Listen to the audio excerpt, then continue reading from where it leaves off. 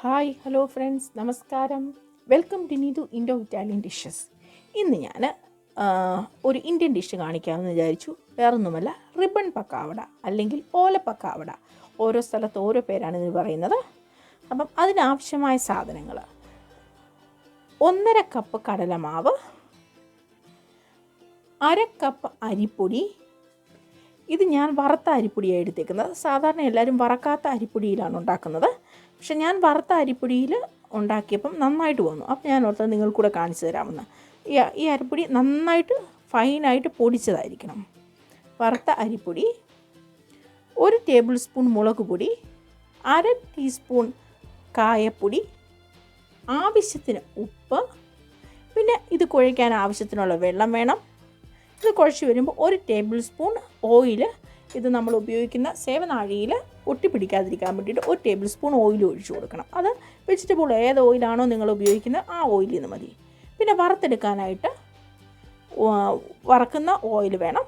Plus ഈ സേവനാഴി ഇതിലാണ് നമ്മളിത് ഉണ്ടാക്കിയെടുക്കുന്നത്. ഇതിൽ കറക്കിയാണ് ഉണ്ടാക്കിയെടുക്കുന്നത്. അപ്പം അതിൻ്റെ അകത്ത് ഈ ചില്ലാണ് അതിന് യൂസ് ചെയ്യുന്നത്.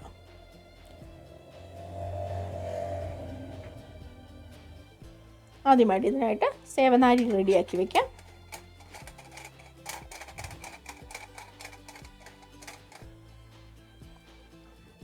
അതിനുശേഷം ഒരു ടംബ്ലർ എടുക്കുക. ആ ടംബ്ലറിലേക്ക് നമ്മൾ എടുത്ത് വെച്ചിരിക്കുന്ന 1.5 കപ്പ് കടലമാവ് ഇട്ട് കൊടുക്കുക. 1/2 കപ്പ് അരിപ്പൊടി ഇട്ട് കൊടുക്കുക.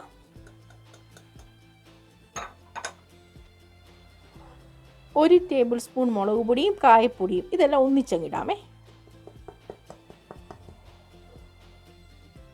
ആവശ്യത്തിന് ഉപ്പ്,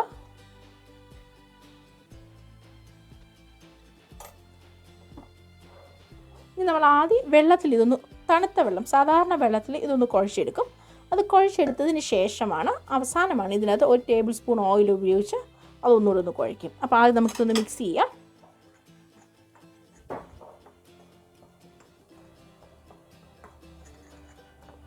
എല്ലായിടത്തും ആ മുളക് പൊടിയും ഉപ്പും ഒക്കെ എല്ലായിടത്തും ഒന്ന് വരാൻ വേണ്ടിയിട്ടാണേ.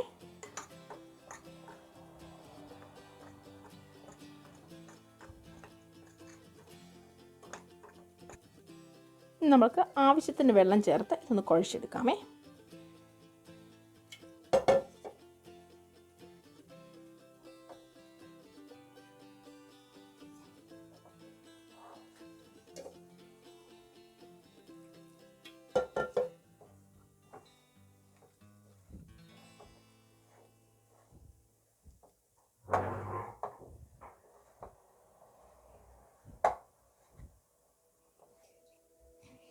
കുഴച്ച് ഈ പരുവത്തിലാക്കി ഇടാവുക. ഇനി ഇതിൻ്റെ മുകളിൽ നമുക്ക് ഈ സേവനാഴിയിൽ ഒട്ടിപ്പിടിക്കാതിരിക്കാൻ വേണ്ടിയിട്ട് 1 ടേബിൾ സ്പൂൺ ഓയിൽ, നമ്മൾ വറക്കുന്ന ഫ്രൈ ചെയ്യുന്ന സെയിം ഓയിൽ തന്നെ ഒഴിച്ചു കൊടുക്കാമേ.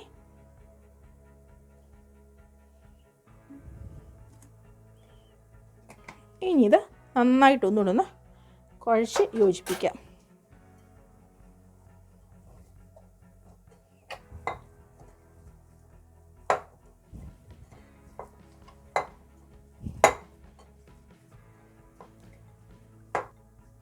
ഇപ്പം ഞാൻ ഈ ഡൗവ് റെഡിയാക്കിയിട്ടുണ്ട്.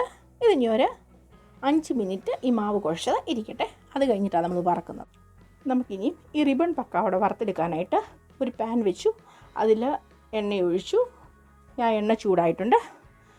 ആ സേവനാഴിക്കകത്ത് താഴെ ഭാഗത്തായിട്ട് ഇച്ചിരി എണ്ണ തടവി കൊടുക്കും. കാരണം ഇത് ഇങ്ങനെ അതിലെല്ലാം ഒട്ടിപ്പിടിച്ചിരിക്കാതിരിക്കാൻ വേണ്ടിയിട്ട്. നമുക്ക് ഒരു പോർഷൻ മാവെടുത്ത് ഇങ്ങനെ നീട്ടി ഉരുളകളാക്കി എടുത്തിട്ട് ഇതിലേക്ക് ഇട്ട് കൊടുക്കാം.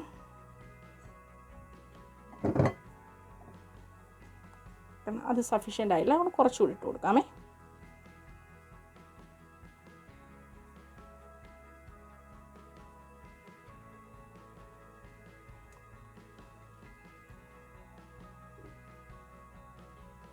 ഇപ്പോൾ നമ്മൾ സേവനാഴിക്കകത്ത് അത് റെഡിയാക്കിയിട്ടുണ്ട്. ഇനി നമുക്കിതിലേക്ക് കറക്കിയിട്ട് കൊടുക്കാം. ഒരു ലെയർ ഇട്ട് കൊടുക്കാമേ.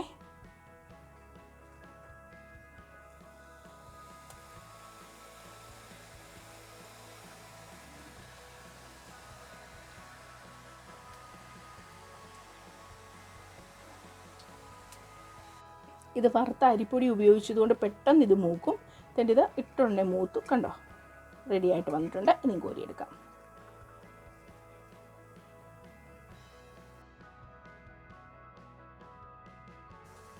ഇതുപോലെ നമുക്ക് മൊത്തം വറുത്തെടുക്കാം. രണ്ടാമത്തെ ട്രിപ്പ് വറുക്കാൻ ഇട്ടതേ ഉള്ളൂ. അത് പെട്ടെന്ന് ഇത് മൂത്ത് വരുവേ.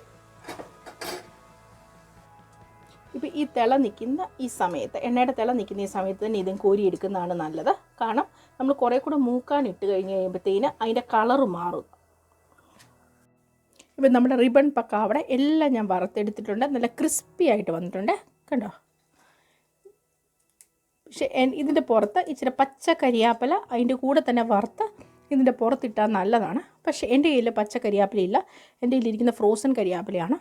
അതെടുത്ത് എണ്ണയിലിട്ടാൽ പൊട്ടിത്തെറിക്കും. അതുകൊണ്ട് ഞാൻ ചെയ്തിട്ടില്ല കേട്ടോ. നിങ്ങൾ അങ്ങനെ പച്ചക്കരിയാപ്പില കിട്ടുന്നവർ അങ്ങനെ കൂടി വറുത്ത് ഇതിൻ്റെ പുറത്തിട്ട് നല്ല ടേസ്റ്റാണ് വറുത്ത കരിയാപ്പിലൂടെ അതിൻ്റെ അകത്ത് വരുമ്പോൾ. ഇത് കണ്ടോ, നല്ല ക്രിസ്പിയാണ്.